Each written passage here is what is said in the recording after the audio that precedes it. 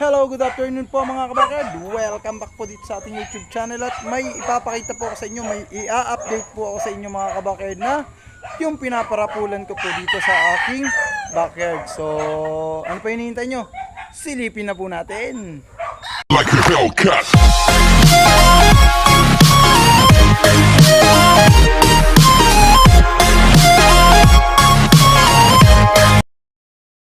Good afternoon po mga kabakard. Update lang po tayo dito sa ating ipinaparapol po. So bali ito po is through STL po mga kabakard ha.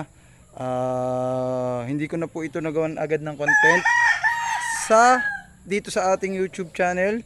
Pero sa aking Facebook account po, doon ko po siya na i-upload, doon ko po siya na pagawan ng doon ko po siya na bali na napatayaan po. So itong ating bali yung first ball, so ibig sabihin yung first ball, yung unang mabubunot sa STL, siya po yung mapapanalunan nung maswerteng makakataya. Bali ang bloodlines ito mga kabakyard is 5K sweater, nakakross po sa ating mga kalawang lines. Tapos early bird local po yan mga kabakard. Ginamit po natin yan as broodcock ngayong early bird po. So yan mga kabakard, tingnan nyo po yan. Bali disclaimer lang po, no animals were harmed. I'm just showing lang yung pong bang kalidad po ng ating alaga po. So yan mga kabakard, yung ating warrior. Yan yung first ball na mapapanalunan ng maswerteng tatamaan. So ayan mga kabakard ha. Ito naman po yung ating second ball. So siya naman po yung anak ng ating Thompson White Henny. Kaso sinibalang po siya pero Henny rin po siya. So nakakross din yan syempre sa kalawang lines po natin. Thompson White cross kalawang lines Henny. Bali local band po siya. Yan.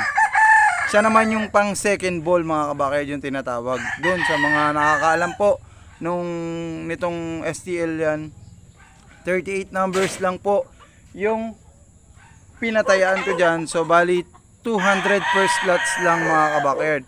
So i-update ko lang kayo, may 8 slots na lang po sa lahat ng makakapanood po. Kung sakasakaling magugustuhan nyo po, mag PM lang po kayo sa akin sa Facebook account po natin, sa Facebook page po natin. So ilalagay ko na lang po sa comment yung tawag dito, yung Facebook account po natin, tsaka yung number po natin mga kabakard. So dun sa swerteng makakahabol pa sa 8 slots, so malapit na mapuno yan mga kabakard. Yan quality yan mga kabakard. Yan, pinarapol po natin. So hapon na po tayo nakapag content dahil may ginagawa po tayo kasi kaninang umaga. So update ko lang po sa ating mga warriors dito.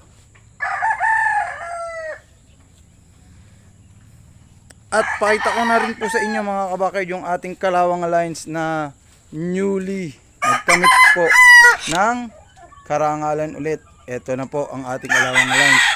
Yan. Bali talagang napakataas po ng W percentage. Ang dami lang ka.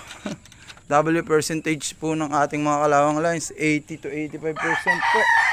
Talagang hindi naman natin masasabing na mga 90 to basta yun lang yung sa pagkakaalam ko, mga 85% po talaga ng winning percentage po ng ating kalawang lines. So update lang po yan. Yan. Pala ito 2 times na yan mga kabakard. Yan. Tapos ito 1 time na yan. Yan tignan nyo mga kabakard. Ay yung mga fresh natin na mga na isali sa mga competition. So 3 sila mga kabakard. Yan. So, pasilip ko na rin sa inyo dito yung ating mga early birds. So magaganda na rin. Yan ating mga early birds mga kabakerd. Oh. So, sana medyo dumami po yung lalaki ulit. Kahit mga 15 or hanggang basta kahit hanggang 15 maging lalaki, ayos na tayo dyan mga kabakerd. Yun. And there you go po mga kabakerd. Nakita nyo na po yung update po natin dun sa ating mga yung dalawang warriors po natin na pinapatayan po natin via STL mga kabakerd. So yan ha. At na-update ko na rin po kayo dun sa mga bagong nakamit po, yung bagong mga naisali natin sa competition. So tatlo sila, masuswerte po sila at nandito pa rin po sila sa ating manukan. At yung mga early birds po natin mga kabakerd, so magaganda na po ulit. So kahit nag-uulan, secured pa rin po naman natin sila. So hanggang dito na lang mga kabakerd ha. Quick lang yan, quick vlog lang po yan ha. Kita-kits pa sa next episode ng ating One Backyard.